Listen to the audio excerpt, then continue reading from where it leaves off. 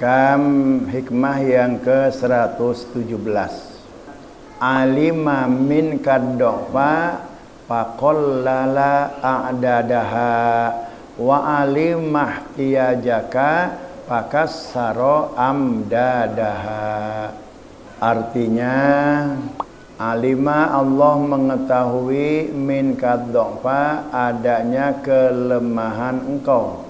Faqallala maka Allah sedikitkan a'dadaha bilangan solat. Haknya itu kembali kepada solat.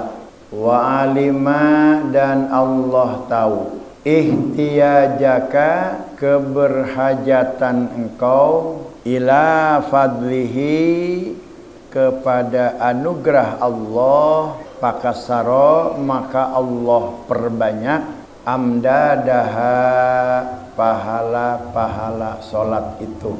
Pada hikmah yang ke-117 ini berbicara rahasia-rahasia solat. Berapa kali kewajiban kita solat sehari semalam? 5 waktu. Sebelum diwajibkan kepada kita 5 waktu ini, berapa waktu Allah mewajibkan sholat kepada umat Nabi Muhammad SAW? 50 waktu.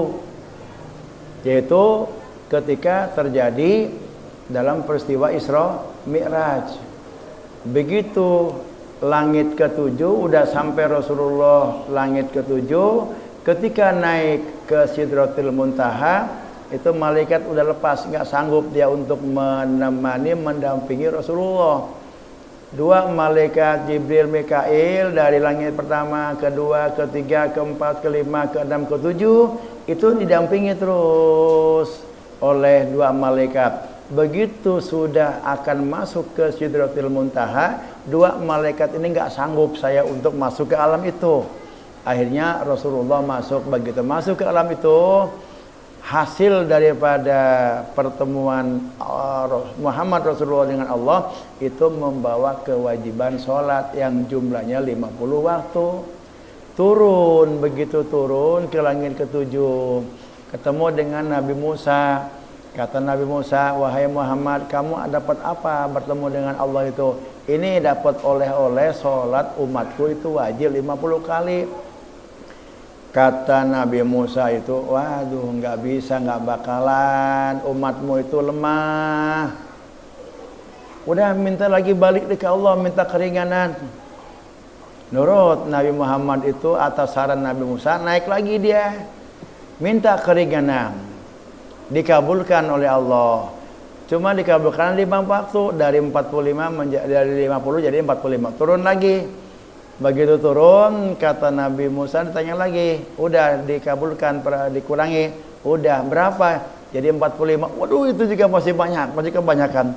Naik lagi, minta dikurangin terus sampai 5 kali balik, dari 50 menjadi 5. Itu pun juga menurut Nabi Isa, itu pun juga masih kebanyakan. Naik lagi. Kalau nabi-nabi kan terdahulu kan 1 hari 1.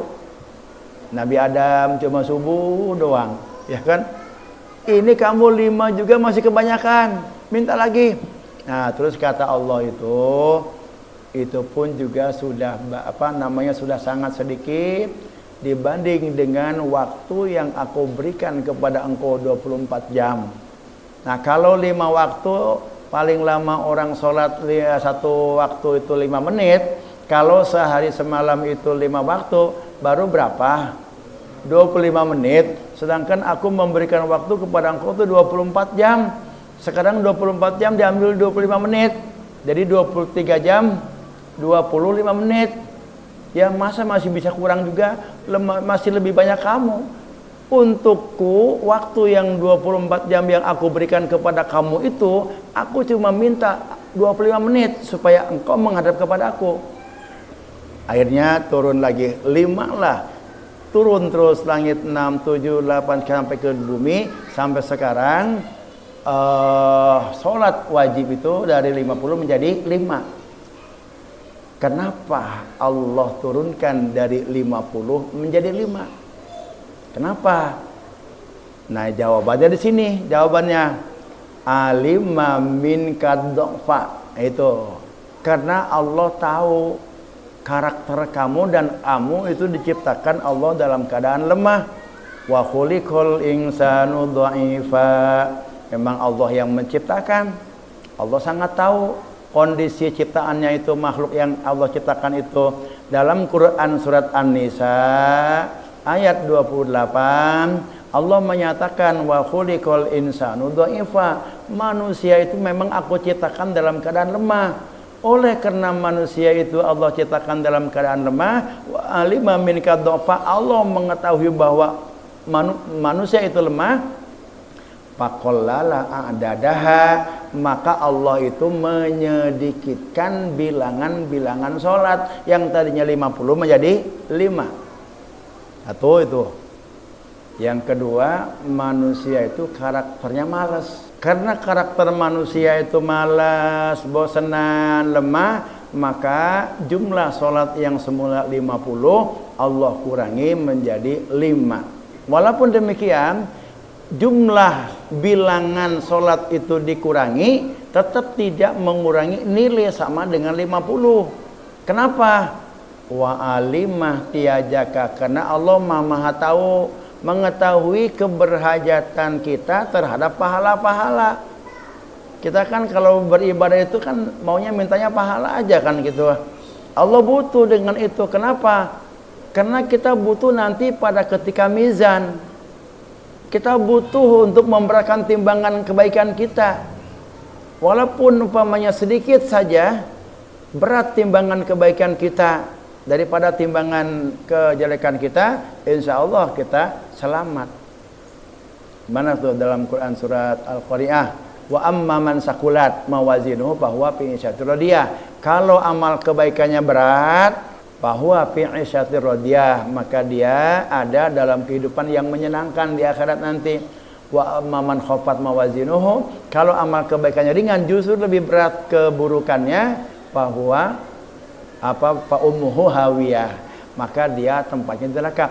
Nah, kita butuh itu, butuh ada pahala-pahala untuk menambahkan berat timbangan kebaikan kita di akhirat. Karena Allah itu alimah tiajaka ila fadlihi, Allah sangat mengetahui bahwa manusia itu sangat butuh kepada karunia-karunia Allah, kepada pahala-pahala, pakasar amdadaha, maka kemudian Allah itu memperbanyak pahala-pahala sholat. Bagaimana pahala sholat itu?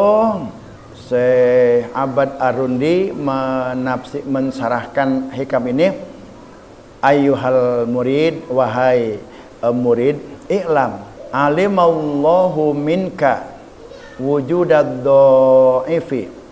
Karena Allah itu tahu bahwa engkau itu adalah makhluk yang lemah, watakasula anha, dan memang engkau itu adalah makhluk yang malas dan bosanan untuk melakukan ibadah-ibadah kepadaku, wa kasratus tigolika limasika, dan kamu itu banyak kesibukan untuk mencari kehidupan kamu, yang di pabrik, yang di kebun, yang di laut, yang di pasar, yang dagang, yang bekerja, yang pegawai negeri dan sebagainya. Allah sangat mengetahui kamu lebih sibuk mementingkan kesibukan-kesibukan dalam mengurus kehidupan kamu, bahwa kamu juga termasuk orang yang bosanan dan malas dalam beribadah, kamu adalah makhluk yang lemah. Maka pakollala adada sholat, Allah itu mengurangi jumlah sholat yang tadinya 50 menjadi 5 fi kulli yaumin wa lailatin, dan sehari semalam, tetapi Allah itu memperbanyak pahalanya. Bagaimana Allah memperbanyak pahalanya? Satu sholat itu dibalas oleh 10 kali lipat kebaikan. Berarti kalau satu hari satu malam kita 5 kali sholat. Kalau kita sholat sendirian, satu sholat dibalas oleh Allah, pahalanya diperbanyakkan oleh Allah 10 kali lipat. Berarti satu kali sholat pahalanya berapa? 10. Kalau 5 kali sholat 50. Itu kalau sholat sendiri. Nah, kalau sholat berjamaah, setiap satu sholat yang dilakukan berjamaah itu akan Allah balas. Ada yang 27, ada yang 25. Nah, di sini disebutkan di antaranya di sini 25. Kalau 5 sholat sehari semalam kita lakukan full berjamaah, berarti 25 kali 5, 125. Setiap satu Allah lipatkan lagi 10 kali. 125 kali 10. Berarti berapa? 1250. Ini harus berjamaah sholat itu ya. Maka tadi itu musyawarah, perjanjian dengan diri. Berjamaah kamu sholatnya. Karena kalau sholat yang kita lakukan dengan berjamaah itu sehari semalam 5 waktu itu full kita laksanakan berjamaah, pahalanya 1250. Lumayan nanti untuk menambah berat timbangan amal kebaikan itu. Dulu kenapa enggak? Karena belum tahu, dikirain si sholat biasa aja. Nah sekarang nih udah tahu nih, pentingnya sholat berjamaah itu, upayakan sholat itu berjamaah. Apalagi kalau misalkan di musola atau di masjid berjamaahnya.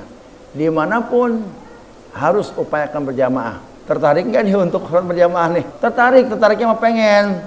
Tapi kenapa? Malasnya ini. Makanya untuk mengusir malasnya itu, tadi musyawarah, bikin perjanjian. Kalau nggak dipaksain, nggak bisa. Harus bikin perjanjian. Makanya musyawarah. Kalau nggak musyawarah, kata Imam Ghazali, jangan berharaplah untuk bisa bersih kalbu kita ini. Yang 5 waktu itu kapan dilaksanakannya, apa semaunya, enggak, diatur oleh Allah itu. Waktunya subuh itu jam 5-an, kemudian zuhur jam 12, lalu asar jam 3 lewat, kemudian jam 6 maghrib, lalu jam 7 lewat 10 isya. Kenapa diatur seperti itu? Ada rahasia-rahasia, ada tujuan-tujuan. Apa tujuannya? Tujuannya adalah satu, takriban minallah, supaya kita selalu dekat dengan Allah dan jangan berpaling kepada Allah. Subuh kita berpaling kepada Allah, taqarrub, bertemu menghadap kepada Allah pada salat subuh. Jangan sampai kita lari, lupa, ketemu zuhur, menghadap lagi. Habis zuhur supaya kita terus nggak lari, nggak menjauh dari Allah, ketemu asar. Kemudian asar ketemu maghrib, supaya kita itu selalu dekat dengan Allah. Jangan kita berpaling, lari jauh dari Allah. Orang yang jauh dari Allah, artinya orang yang gak sholat berarti dia menjauh dari Allah. Orang yang gak sholat berarti dia gak dekat dengan Allah. Orang yang jauh dan gak dekat dengan Allah, jangan berharap hidupnya bahagia. Jangan berharap hidupnya senang. Jangan berharap hidupnya nyaman. Walaupun materi banyak, hatinya galau. Walaupun dunia banyak, hatinya susah. Jangan berharap kalau orang yang gak sholat itu dia akan memiliki kebahagiaan. Kenapa? Karena Allah itu kan sumber kebahagiaan. Lalu kita jauh dari sumber kebahagiaan, mana bisa kita bahagia? Orang kita jauh dari sumber kebahagiaan. Logikanya begitu. Paham ya? Yang kedua, la tajidu ta'ban, supaya tidak memberatkan. Coba kalau 17 rakaat dilaksanakan subuh sekaligus, berat. Maka diatur oleh Allah. Yang ketiga, walam taput maslahatal ma'isyah, supaya tidak mengganggu kehidupan kita. Subuh misalkan harus sholat 17 rakaat sekaligus. Mana ada buru-buru ke pasar, yang ngudak nu balanja baluk ieu, bisa kaberangan, bisa moal ka bagian pelak ya pembeli ya, lamun salat bae mah biak kutidinya. Makanya yang ketiga, walam taput maslahatul ma'isyah, Allah ngatur demikian itu supaya tidak terganggu kesibukan kita di dalam mencari kehidupan. Makanya subuh cuma 2 rakaat. Nanti apa rahasianya itu? Ini ada di dalam, saya baca dalam kitab Hikmatut Tasri. Hikmatut Tasri itu filsafat hukum Islam. Filsafat hukum Islam yang ditulis oleh Syekh Muhammad Fahmi At-Turbi. Itu dijelaskan demikian. Tujuan Allah itu mengatur waktu sholat sedemikian itu, yang pertama supaya kita selalu dekat dengan Allah, tidak berpaling kepada Allah. Yang kedua untuk meringankan dalam hal ketaatan, karena agama itu bukan untuk memberatkan. Dan yang ketiga supaya urusan kehidupan kita ini nggak terganggu dengan urusan ibadah. dengan sholat. Maka diatur sedemikian rupa itu. Kemudian kenapa Allah itu mengatur sholat subuh 2 rakaat, zuhur 4 rakaat, kemudian asar 4 rakaat, maghrib 3 rakaat, isya 4 rakaat, dan itu sholat masing-masing ada fungsinya, ada rahasia-rahasianya. Nah, ini di dalam kitab Iqadul Himam, kenapa Allah mengatur sedemikian rupa? Itu pamin lutfihi bika ayyuhan nas, merupakan salah satu kelembutan Allah memberikan kewajiban-kewajiban itu jangan sampai terasa memberatkan, tapi justru membahagiakan, menyenangkan, dan tidak mengganggu urusan-urusan manusia, sehingga faqallala a'dadaha ma'a sa'atiz zaman. Diatur sedemikian rupa dengan waktu yang sangat luas. Di samping itu pula, kalau kita ada dalam perjalanan yang 4 rakaat itu masih bisa dikurangi 2 rakaat dengan sholat qashar. Kemudian yang waktu belakang bisa ditarik ke depan, namanya jamak takdim. Kemudian yang depan juga bisa ditarik ke belakang, namanya jamak takhir. Itu merupakan lutfihi, salah satu di antara kelembutan dan kasih sayangnya Allah subhanahu wa ta'ala. Nah, kemudian Allah, apa rahasia Allah itu mewajibkan sholat subuh? Fungsinya apa nih sholat subuh nih? Waja'ala 'alaika sholatan fi awwalin nahar. Allah mewajibkan kamu sholat subuh fi awwalin nahar, pada permulaan siang. Jadi permulaan siang itu dihitungnya subuh. Dan kenapa Allah hanya menyuruh sholat subuh 2 rakaat? Kata di dalam Syekh Muhammad tadi dalam kitabnya Hikmatut Tasri, karena waktu subuh itu adalah waktu takasul, waktu yang semua orang tuh malas saat itu. Nah, kita kalau bangun pagi subuh itu gimana itu? Ada gairah nggak untuk melaksanakan kehidupan? Malas. Waktu takasul wadhfi, waktu bangun tidur subuh itu adalah malas dan kita keadaan lemah. Sehingga Allah Maha tahu, sholatnya 2 rakaat aja. Kemudian fungsi sholat subuh itu untuk apa? Syukron, sebagai syukuran. Syukuran dari apa? Syukuran dengan datangnya siang. Nabi Adam dulu ketika gelap terus tiba-tiba ada matahari mulai timbul agak terang. Nabi Adam bersyukur dengan kedatangannya siang itu dengan sholat subuh 2 rakaat. Maka Nabi Adam itu sholatnya cuma 1 subuh aja, 1 waktu, nggak kayak kita 5 waktu. Jadi sholat subuh itu fungsinya yang pertama adalah syukron, lima adharallahu laka min bahiri anwarihi, sebagai syukuran, bentuk syukuran kita menyambut kedatangan siang. Waliyakuna nuhuduka ilaihi fi awwali qiyamihi, dan kamu mengawali siang itu dengan ibadah. Jadi fungsi yang kedua sholat subuh itu sebagai permulaan ibadah. Kita mengawali siang itu dengan ibadah. Dan yang ketiga nih, jabron lima hasola min goblatika pitu lima naimika. Sholat subuh itu sebagai penambal. Menambal apa?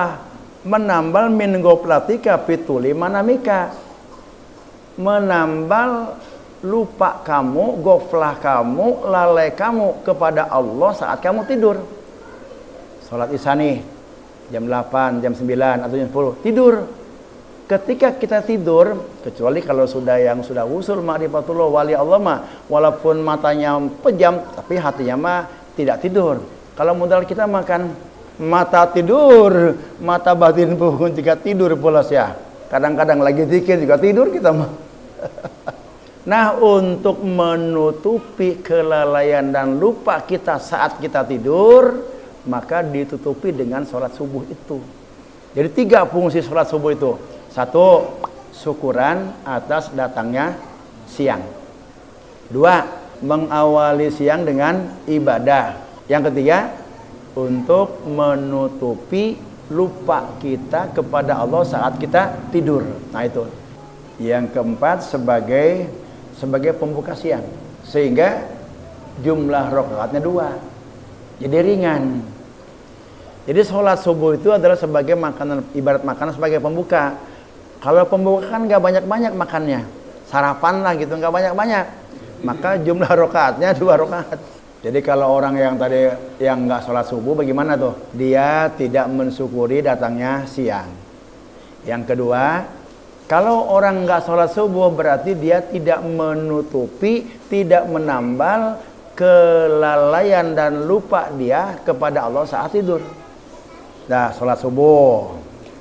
Yang kedua, wa ja'ala 'alaika sholatan wasatan nahar. Allah mewajibkan kamu sholat zuhur, wasaton nahar, sholat tengah hari. Kalau tadi kan subuh itu sholat awal siang, ini mah tengah-tengah siang. Apa fungsinya sholat zuhur itu? Ikhmadan anka lima azharu alaika, sebagai pemadam pada waktu itu atas panasnya hari. Biasa kan kalau jam 12 itu kan terasa panas banget hari itu. Di sini disebutkan wa ja'ala 'alaika sholatan wasatun nahar ikhmadan anka lima adharu 'alaika fi dzalikal waqti min wuqudi narihi, untuk meredamkan, untuk mematikan panasnya hembusan napas jahanam tembus ke bumi pada waktu zuhur. Maka untuk memadamkan itu Allah mewajibkan sholat zuhur. Itu ibarat makan tuh makan beneran. Kalau makan beneran itu banyak, bisa 2 piring, 3 piring. Maka sholat zuhur itu rakaatnya 4. Dari sholat zuhur ke subuh ke zuhur itu berapa waktu? Subuh jam 5 lah. Jam 5, jam 6, jam 7, jam 8, jam 9, jam 10, 11, 12. 7 jam. Ini bagi orang yang arif billah, itu dia 6 jam aja dia rindu sekali kepada Allah, ingin bertemu dengan Allah. Maka sholat zuhur itu disebutkan sholatun ma'suqatun lil arifin, sholat untuk merendah kerinduan orang-orang arif billah kepada Allah. Nah, kemudian untuk mereda kerinduan orang-orang yang arif billah itu, maka Allah mensyariatkan sholat duha. Jadi ini nggak tahan nih orang-orang yang sudah bahagia kenal dengan Allah, begitu selesai sholat subuh kan lama dia nunggu sampai zuhur, lalu Allah itu mensyariatkan sholat duha. Nah, sholat duha itu sebagai penawar kerinduan orang-orang yang ingin bertemu dengan Allah pada waktu zuhur itu. Maka disyariatkan sholat duha. Sholat duha itu afdolnya kira-kira jam 9-an, tengah-tengah tuh. Jadi sholat duhur itu fungsinya apa? Untuk memadamkan panasnya neraka jahanam. Jadi kalau orang yang nggak sholat duhur itu berarti dia membiarkan neraka jahanam itu untuk membakar dirinya. Sholat duhur itu fungsinya adalah ikhmadan, untuk mereda, memadamkan panasnya hembusan neraka jahanam. Sholat duhur itu. Yang ketiga, wa ja'ala 'alaika sholatan qurban siratan nahar. Allah mewajibkan kepada engkau sholat asar qurban siratan nahar, mendekati pulangnya siang. Datangnya siang itu disambut oleh subuh. Nah, sebelum sampai maghrib ada sholat asar. Sholat asar itu mengantar kepergian siang. Siang itu dari subuh sampai maghrib. Maghrib masuk malam. Nah, untuk mengantar kepergian siang itu sholat asar. Kalau kita punya tamu, nah kemudian parkir di depan, antar tamu itu ada banyak, bukan hanya di depan pintu, antar dia sampai ke mana kalau dia naik kendaraan. Itu kira-kira kalau diibaratkan itu sholat asarnya, kita mengantarkan kepulangan tamu itu. Nah, ketika kita sholat asar, maka sholat asar itu berfungsi mengantarkan kepulangan siang. Dan sholat asar itu disebut juga sholatul wusta. Apa fungsi sholat asar itu? Liyakuna sahidan laka liwujudi ta'atika anil malikil ghaffar. Asar itu adalah sholat yang disaksikan oleh malaikat. Jadi ada malaikat penjaga siang, malaikat penjaga malam. Nah, malaikat yang akan bertugas penjaga malam itu asar udah turun. Padahal dia nanti maghrib tugasnya. Asar itu udah turun pada waktu asar. Nah, kemudian malaikat yang menjaga, mencatat amal perbuatan manusia siang itu naik persiapan naik itu pada waktu asar. Sehingga pada waktu asar itu malaikat penjaga siang dan malaikat penjaga malam menyaksikan orang-orang yang sholat asar. Sehingga ketika malaikat penjaga siang itu naik, Allah yang maha tahu itu nanya. Bukan berarti Allah nggak tahu. Allah maha tahu. Allah nanya kepada malaikat, wahai malaikat-malaikatku, bagaimana ketika keadaan hambaku, sipulan ketika engkau meninggalkan mereka? Dijawablah oleh malaikat yang ada, yang orang-orang yang ada di musola dikenal oleh malaikat. Si Anu bin Anu, si Fulan bin Fulan, ketika saya meninggalkan mereka dalam keadaan ibadah, mereka dalam keadaan sholat kepada ibadah menyembah kepada Engkau ya Allah. Nah, itu fungsi daripada sholat asar. Sholat asar masih di sawah, masih di mana-mana. Ya wajarlah mungkin kita belum tahu. Nanti mah kalau udah tahu kayak begini nih kita nih, insya Allah lah minimal kita itu ada perhatian. Kemudian yang keempat, wa wajaba 'alaika sholatan fi awwali zamanil lail. Yang keempat, Allah mewajibkan kepada kamu sholat fi awwali zamanil lail, pada permulaan malam, yaitu sholat maghrib 3 rakaat. Fungsinya apa? Istiftahan lidzalika zaman liwujudi ta'atihi kama staftahta awalan nahar. Sholat maghrib itu sebagai sholat pembuka. Pembuka apa? Pembuka malam. Kalau subuh tadi sebagai sholat pembuka waktu siang. Kemudian kalau kita sholat maghrib berarti kita mengawali malam itu dengan ibadah kepada Allah Subhanahu wa ta'ala. Yang kedua, sholat maghrib itu juga fungsinya istighfadhon mimma yatawaqqa'u min ajabillah. Dia sebagai pelindung, menjaga dari keburukan-keburukan yang Allah turunkan ke bumi. Allah menurunkan bencana, Allah menurunkan kejelekan-kejelekan ke bumi. Dengan sholat maghrib itu kita akan terlindungi. Summa lamma ata antanama wa tatruka an rabbika. Ketika kita akan tidur dan akan meninggalkan Allah, artinya meninggalkan Allah itu antatruka an rabbika, kita mau tidur. Kalau tidur itu kan kalbu kita nggak ingat kepada Allah. Bukan selama-lamanya.